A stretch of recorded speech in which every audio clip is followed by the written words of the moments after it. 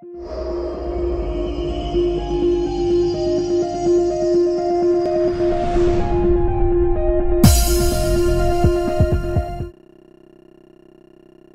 was with some people who live overseas yesterday, and they're very concerned about what's happening in the Middle East. But yesterday we heard, we get here on the Middle East in a moment, but first, yesterday we heard the Director of National Intelligence, James Clapper, at Congress saying that North Korea's nuclear effort is the top threat to the United States. What would you do to deal with that reclusive country? I would get China to make that guy disappear in one form or another very quickly. And let me tell you, people say, how do you make him disappear and assassinate him? Let me just tell you, no, well, you know, I've heard of worse things, frankly. I mean, this guy's a bad dude, and don't underestimate him. Any young guy can take over from his father with all those generals and everybody else that probably want the position.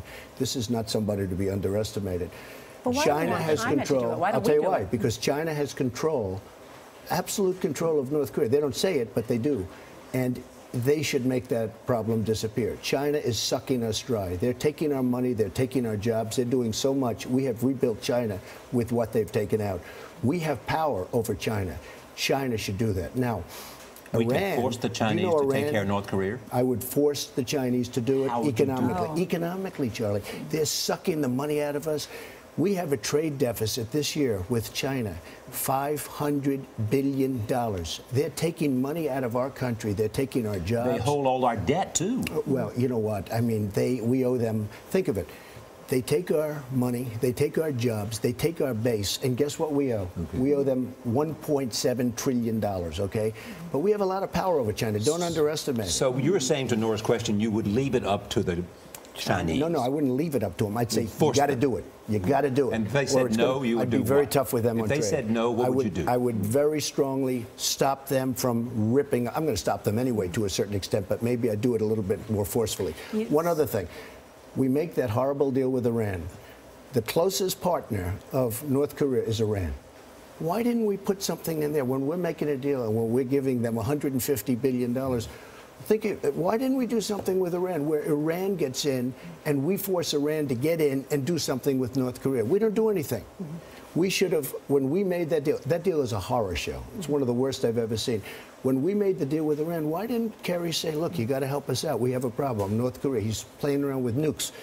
Because nukes, that's the whole game changer, Charlie. You know, if it weren't for that, we shouldn't even be in the Middle East. But we can't take a chance that somebody plays the nuclear game. So we should have done that also. Yeah. But China, in the meantime, has tremendous power over North Korea, and they take our money, so we have power over China. Ted Cruz Syria may be off the Syria may be off the front pages, but the situation there is terrible. It's awful. Dire, yeah. We have the Defense Secretary Ash Carter in Brussels convening leaders there tomorrow, including Arab states, asking them to do more. They say that we need more U.S. leadership, that we should commit U.S. ground troops. Should we commit U.S. ground troops? Well, you know, Syria is a whole different thing, and you look at what's happening. I view ISIS as very important.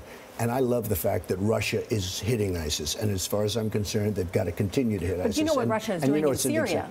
Russia is hitting the groups that we're backing. Sure. And why are we backing the group? We don't even know who those people are. I speak to generals. They're saying we're giving billions of dollars of equipment to people we have no... Here we go again. We're giving all of this money and all of this equipment to people we have no idea who they are. They're probably worse than Assad. I mean, Assad's no baby. He's not good. But who are the people that we're backing? Here we go again with Libya. That's President Obama's argument. Yeah. Well, I think that's good. Who the weapons will fall into whose hands. We have no idea. Well, why is he doing that? I mean, he's giving them a lot of weaponry, and we're backing people that want to knock out Assad. Russia and Iran, which is now a power, we've made them a power, they're backing Assad. We've got to get rid of ISIS. We've got to get rid of the people that are chopping off everybody's head. You say you have a good relationship with Putin, or would have a good relationship? I think I would have a very good relationship, but who knows? So could you convince Putin to get Assad to step aside? Well, they've been trying to do that. Yeah. Could I?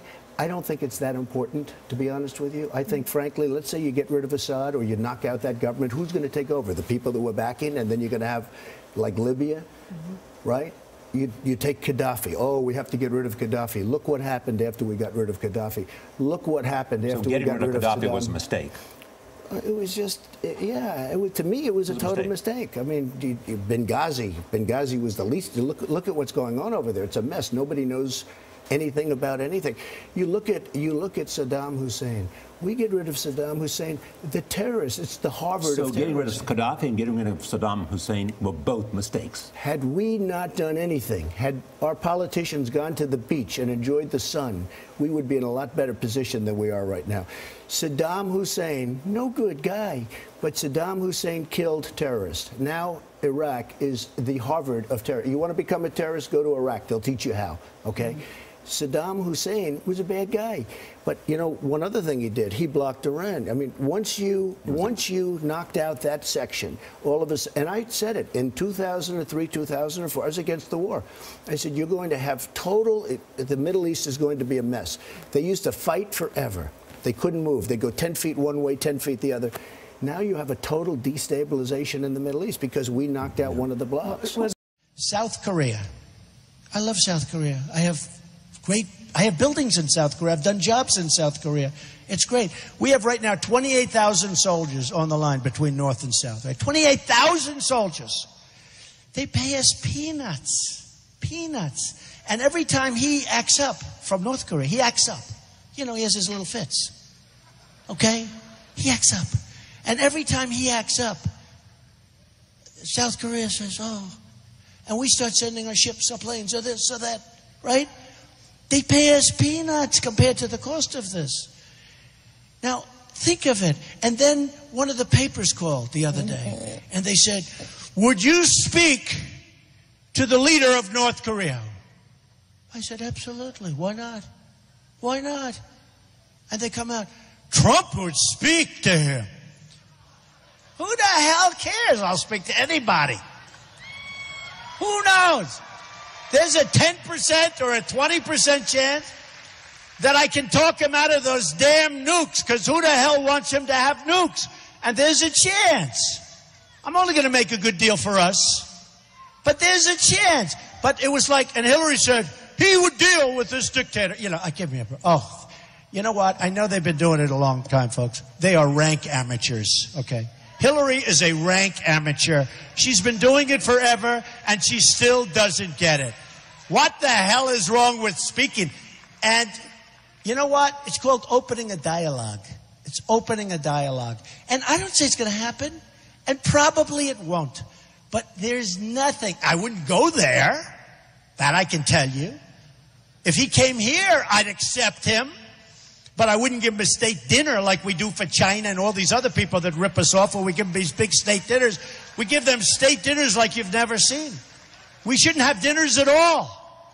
We should be eating a hamburger on a conference table, and we should make better deals with China and others. And forget the state dinners.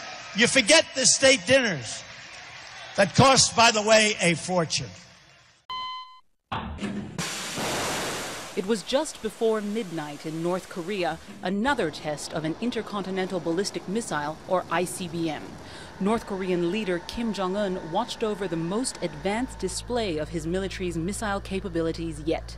This ICBM traveling further, at a higher altitude, and staying in the air for longer than the one that was launched on the 4th of July.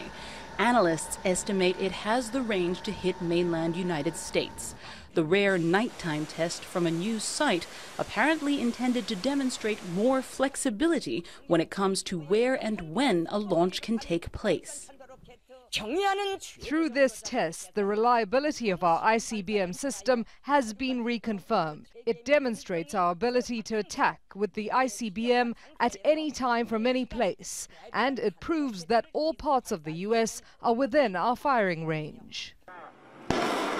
The United States and South Korea immediately responded with joint live fire drills, and the two nations agreed to open talks on revising the guidelines to South Korea's missile program. They'll discuss doubling the payload on the South's ballistic missiles.